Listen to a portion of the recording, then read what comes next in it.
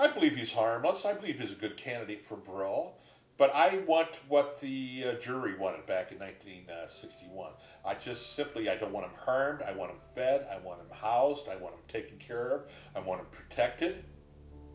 But I also want him to spend his natural life in jail, just like the jury did. They had an opportunity to put this man in the electric chair, and for a variety of reasons, they didn't do that. The parole board, when I was there, asked him 3 questions. How much money do you have? Well, he doesn't have any money. He smokes in prison, so he makes it. Back then, I think they made a dime an hour or something, 12 cents an hour. So they don't make any money in prison. Then he smokes, so he doesn't have any money. What would you do? He was a house painter when he was arrested. He had to quit the lodge already, and for a few months he was painting properties around here, around the Illinois Valley. So he would go back to painting. And he said, "Where would you go?" "Well, I'd move back to LaSalle County." Wrong answer. When you're paroled, they can dictate where you move to. And I don't think that the parole board would see fit that he would move back to LaSalle County. I think that would be very unusual. He has a sister living here in Utica, right a couple miles from the scene of the crime, and he has been offered a chance to stay there if he does get out to stay with him. I would think that would be very strange to have a man convicted of murder move back to the same area where the crime occurred. I don't know. The average length for a murder sentence in the state of Illinois is 10 years. I don't believe he'll be paroled. I believe he'll die a natural death in prison.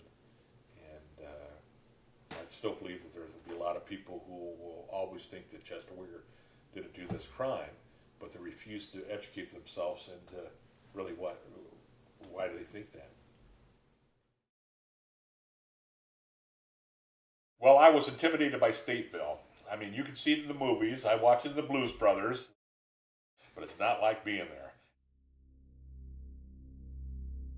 It's not like seeing those jails. It's not like seeing people chained to their waist smoking cigarettes. It's a very intimidating place.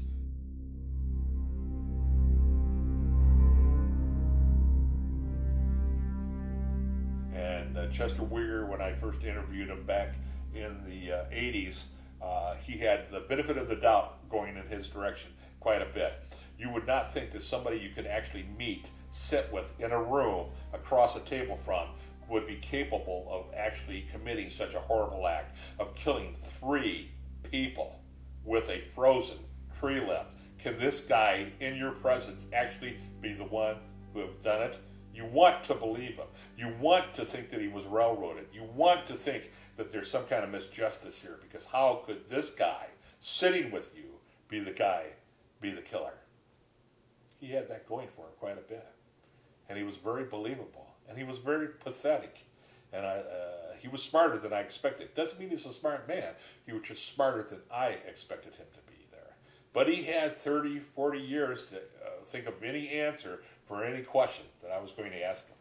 But the most important question I asked him, I said, "Well, Chester, you said that you were threatened with a gun. Your life was threatened. That's why you confessed to the Starved Rock murders.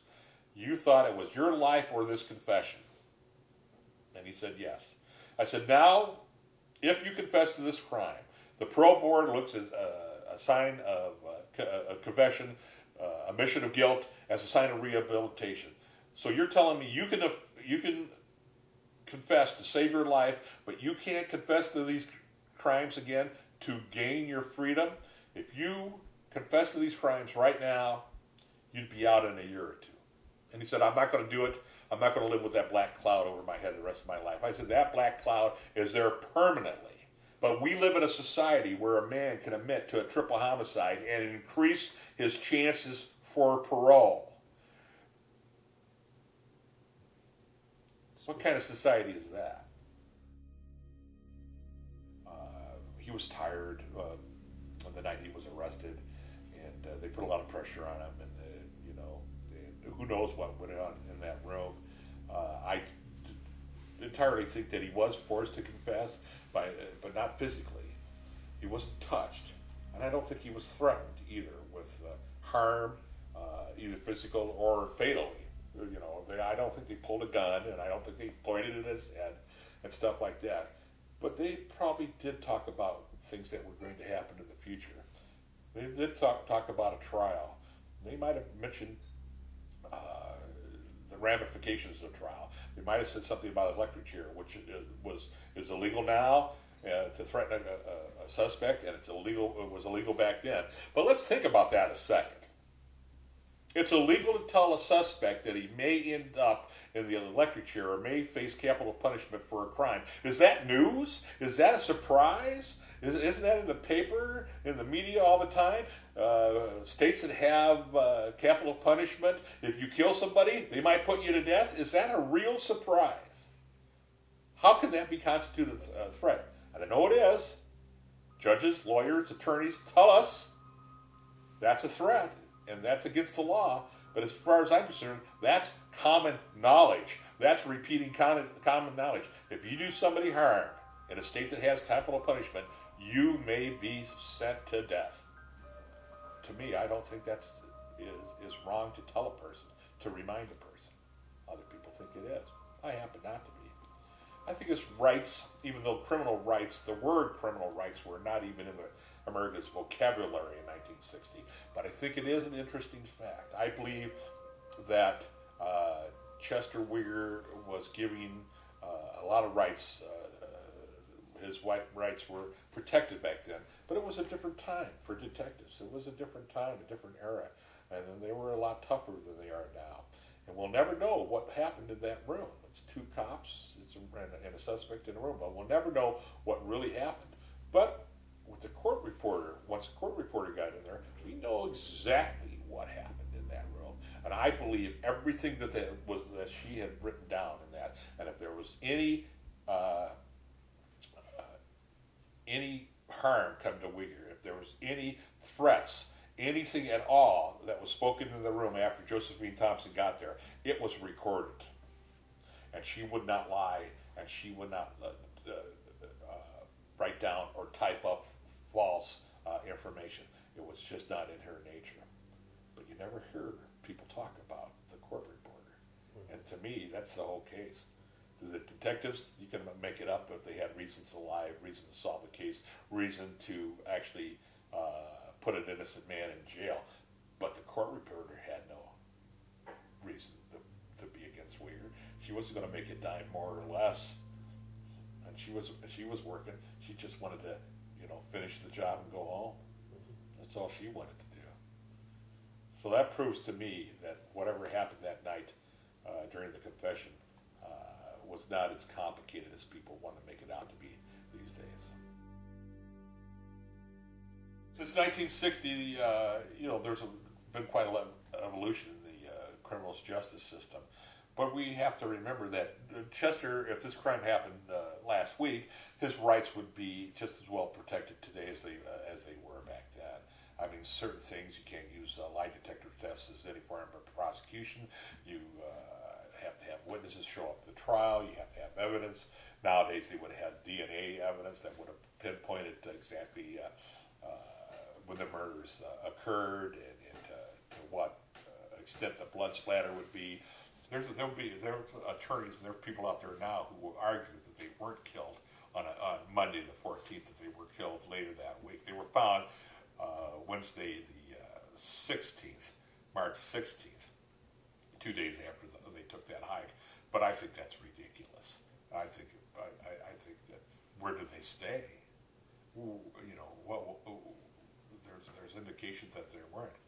You have to consider the technology of the day, the science of the day, and I believe strongly that Chester Weir's rights were protected back then, and it would be a little bit more difficult for people to have doubts, I believe, these days because of the scientific evidence that would be involved in such a case. And that's the biggest change right there. Human nature stays the same. I mean, murderers don't want to get caught, and police want to catch them. And so there's a lot of pressure put on police today, as there was back then, to solve these cases, and that's their job. And they want to make the right thing. A lot of people think about police that they'll just want to arrest and convict anybody. And that's not true. The police want to arrest the right person, and the state's attorneys and the prosecutors want to prosecute the right person. Mistakes are made. Mistakes are made all the time. I'm not fooling myself. I understand that. But I also understand that police officers and prosecutors don't want to make mistakes, and they do the best they can with the evidence provided on them to bring these cases to court and have these a jury make an ultimate decision on these. I think everybody in this case did a relatively good job with the evidence and the science that they had at the time. And it's a very difficult case. Again, 4 people went into the canyon, 1 came out. We'll never know what happened. We'll never really know what went down in that canyon. But the evidence tells us what Uyghur told us. The airplane, the log book of the plane, the frozen tree branch, the broken binoculars, the cuts and scratches on his face. Everything points to this man being guilty the way he said the crime was committed. I find no fault in that. Are there unanswered questions? Yes. I'm not going to say they're not. There are unanswered questions, but none of the answers will set Uyghur free.